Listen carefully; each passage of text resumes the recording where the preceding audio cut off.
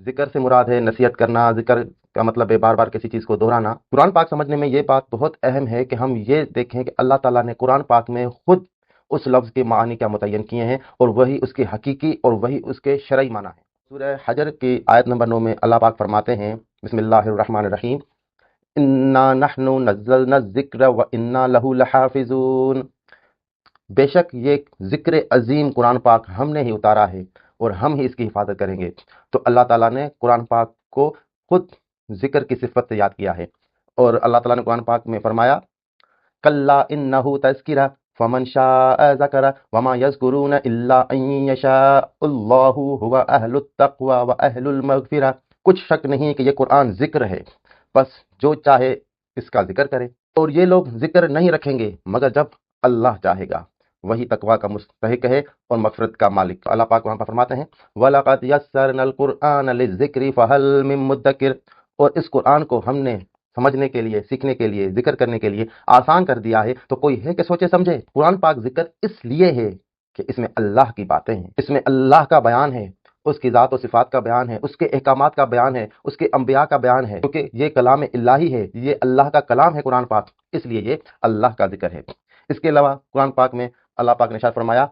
اقم الصلاۃ لذکری، اور میرے ذکر کے واسطے نماز قائم کرو۔ نماز ہے وہ بھی اللہ کا ذکر ہے، قرآن پاک جو ہے وہ بھی اللہ کا ذکر ہے۔ تو قرآن پاک کیسے اللہ کا ذکر ہے؟ کیونکہ اس میں اللہ کی باتیں ہیں۔ اور نماز کیسے اللہ کا ذکر ہے؟ کیونکہ اس میں قرآن پاک پڑھا جاتا ہے، نماز میں اللہ کی حمد کی جاتی ہے، اللہ کی تسبیح کی جاتی ہے، اللہ کو رکوع کیا جاتا ہے، اللہ کو سجدہ کیا جاتا ہے، اللہ کے آگے کھڑے ہو کے ہم دعائیں مانگتے ہیں اور سورہ فاتحہ پڑھتے ہیں۔ تو یہ سب چیزیں اس کو اللہ کا ذکر بناتی ہیں۔ سورہ غاشیہ آیت نمبر 21،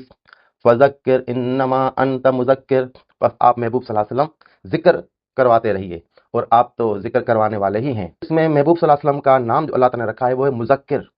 یعنی آپ ذکر کرانے والے ہیں، آپ اللہ کی باتیں بتانے والے ہیں، آپ اللہ کا ذکر کروانے والے ہیں، کیونکہ نبی پاک صلی اللہ علیہ وسلم کے ذریعے ہمیں قرآن پاک ملا، نبی پاک صلی اللہ علیہ وسلم کے ذریعے ہمیں کلمہ ملا، نبی پاک صلی اللہ علیہ وسلم کے ذریعے ہمیں اللہ کی توحید کا پتہ چلا۔ تو یہ ساری صفات محبوب صلی اللہ علیہ وسلم میں جو ظاہر ہوتی ہیں وہ اللہ تعالیٰ نے ایک اسم مبارک مذکر صلی اللہ علیہ وسلم میں ظاہر کر دیا۔ تو فذکر انما انت مذکر، محبوب صلی اللہ علیہ وسلم آپ ان کو نصیحت کرتے رہیے، آپ ان کو سمجھاتے رہیے، آپ ان کو اللہ کی باتیں بتاتے رہیے، کیونکہ آپ کا کام ہی یہی ہے، آپ مذکر ہیں، آپ اللہ کا ذکر پھیلانے والے ہیں۔ محبوب صلی اللہ علیہ وسلم نے فرمایا افضل الذکر لا الہ الا اللہ، محبوب صلی اللہ علیہ وسلم کا ارشاد مبارک صحیح حدیث وہی الہی ہے۔ تو محبوب صلی اللہ علیہ وسلم نے فرمایا افضل ذکر لا الہ الا اللہ ہے۔ سورہ نشرہ آیت نمبر 4، ورفعنا لک ذکرک، اور اے محبوب صلی اللہ علیہ وسلم ہم نے آپ کی خاطر آپ کا ذکر بلند کر دیا۔ سبحان اللہ، اللہ پاک محبوب صلی اللہ علیہ وسلم کے عاشق ہیں، تو انہوں نے کہا کہ میرے محبوب کا ذکر بلند ہے۔ محبوب صلی اللہ علیہ وسلم اللہ کے عاشق ہیں، تو انہوں نے فرمایا اللہ کا ذکر بلند ہے۔ نبی پاک صلی اللہ علیہ وسلم نے اللہ کا نام پوری انسانیت میں پھیلا دیا، تو اللہ تعالیٰ نے ان کا ذکر پوری کائنات میں بلند کر دیا، اور اللہ پاک نے فرمایا اعوذ باللہ من الشیطان الرجیم، بسم اللہ الرحمن الرحیم، ان اللہ وملائکتہ یصلون علی النبی یا ایھا الذین آمنوا صلوا علیہ وسلموا تسلیما، بے شک اللہ اور اس کے ملائک محبوب صلی اللہ علیہ وسلم پر صلوات بھیجتے ہیں، تو اے مومنو تم بھی محبوب صلی اللہ علیہ وسلم پر صلوات بھیجو اور سلام بھی بھیجو ہر وقت ہمیشہ۔ تو اللہ تعالیٰ نے محبوب صلی اللہ علیہ وسلم کا یہ شان اور مرتبہ اور عظمت بیان کر دی کہ اللہ تعالیٰ محبوب صلی اللہ علیہ وسلم پر درود پڑھ رہے ہیں، محبوب صلی اللہ علیہ وسلم پر سلام پڑھ رہے ہیں، اور فرشتوں کے ساتھ پڑھ رہے ہیں۔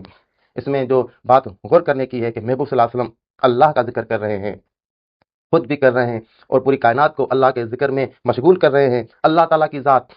محبوب صلی اللہ علیہ وسلم پر اس کے بدلے ان پر درود و سلام بھیج رہی ہے، کیونکہ اللہ تعالیٰ نے کہا ہے فَاذْكُرُونِی أَذْكُرُکُم، تم میرا ذکر کرو میں تمہارا ذکر کروں گا، وَاشْكُرُوا لِی وَلَا تَکْفُرُونَ، اور اللہ تعالیٰ کا ذکر محبوب صلی اللہ علیہ وسلم سے زیادہ کس نے کیا؟ کسی نے بھی نہیں کیا، آج تک کسی نے بھی نہیں کیا، نہ کوئی کر سکے گا۔ ازل سے لے کے ابد تک جتنے ذاکرین ہیں وہ محبوب صلی اللہ علیہ وسلم کے آگے عاجز ہیں، مسکین ہیں، کیونکہ اللہ پاک نے محبوب صلی اللہ علیہ وسلم کو جو مقام عطا فرمایا ہے وہ کسی کو عطا نہیں فرمایا۔ اس لیے عبادت میں، اللہ تعالیٰ کے ذکر میں، اللہ تعالیٰ سے محبت میں محبوب صلی اللہ علیہ وسلم سے کوئی بھی آگے نہیں ہے، نہ ہوگا۔ محبوب صلی اللہ علیہ وسلم شان بہت بلند ہے، اس لیے شاعر فرماتے ہیں بعد از خدا بزرگ تو یہ قصہ مختصر، کہ اللہ تعالیٰ کے بعد اس کائنات کی بزرگ ترین ہستی آپ صلی اللہ علیہ وسلم ہی ہیں۔ تو کل بالکل ہم نے اپنی گفتگو میں یہ واضح کر دیا تھا کہ وضع کا رسمہ رب ہی وتبتل الیہ تبتیلا، کہ ذکر سے مراد قرآن مجید نے جو لی ہے وہ یہ ہے کہ اللہ تعالیٰ کے اسماء مبارکہ کا ذکر کیا جائے، جس سے بھی صوفیہ کرام نے ذکر کا جو واجب قرار دیا ہے وہ اس حساب سے کہ اللہ اللہ اللہ کیا کریں، اور خود قرآن پاک نے اپنے آپ کو بھی ذکر قرار دیا، نماز کو بھی ذکر قرار دیا، محبوب صلی اللہ علیہ وسلم کی ذات کو ذکر قرار دیا۔ محبوب صلی اللہ علیہ وسلم کی ذات کا ذکر کرنا بھی اللہ قرآن پاک نے ذکر قرار دیا، اور جو محبوب صلی اللہ علیہ وسلم کا ذکر ہے اللہ تعالیٰ نے اس کو قرآن پاک میں بلند کر دیا۔ تو محبوب صلی اللہ علیہ وسلم نے خود فرمایا کہ اللہ کا ذکر افضل ہے، اور اللہ تعالیٰ نے فرمایا محبوب صلی اللہ علیہ وسلم ہم آپ کے ذکر کو آپ کی خاطر اعلیٰ رفتوں تک پہنچا دیں گے۔ تو آج ہم نے یہ سیکھا اور سمجھا کہ ذکر سے جو قرآن پاک نے معنی متعین کیے ہیں وہ چار ہیں۔ لغت میں اس کی معنی ہے نصیحت کرنا اور کسی کو سمجھانا اور کسی چیز کا بار بار دہرانا، اور قرآن پاک میں جو اس کے معنی متعین کیے ہیں وہ یہ ہیں کہ قرآن پاک ذکر ہے، اللہ اللہ کرنا ذکر ہے، نماز پڑھنا ذکر ہے، اور محبوب صلی اللہ علیہ وسلم کی ذات ذکر ہے۔ یعنی محبوب صلی اللہ علیہ وسلم ذکر ہے تو وہ ذکر ہم فائدہ کس طرح اٹھا سکتے ہیں، تو اس کا طریقہ بھی اللہ تعالیٰ نے خود بتا دیا کہ ہم محبوب صلی اللہ علیہ وسلم، نبی پاک صلی اللہ علیہ وسلم، حضور صلی اللہ علیہ وسلم کی احادیث مبارکہ پڑھیں، صحیح احادیث مبارکہ پر عمل کرنے کی کوشش کریں، نبی پاک صلی اللہ علیہ وسلم کی سیرت طیبہ خود بھی پڑھیں اور سمجھیں اور دوسروں کو پڑھائیں، اور محبوب صلی اللہ علیہ وسلم پر ہر وقت با وضو پاک صاف ہو کے درود پاک پڑھتے رہیں، اور وہی درود پاک افضل ہیں جو احادیث مبارکہ میں ہیں۔ احادیث مبارکہ میں محبوب صلی اللہ علیہ وسلم، حضور صلی اللہ علیہ وسلم نے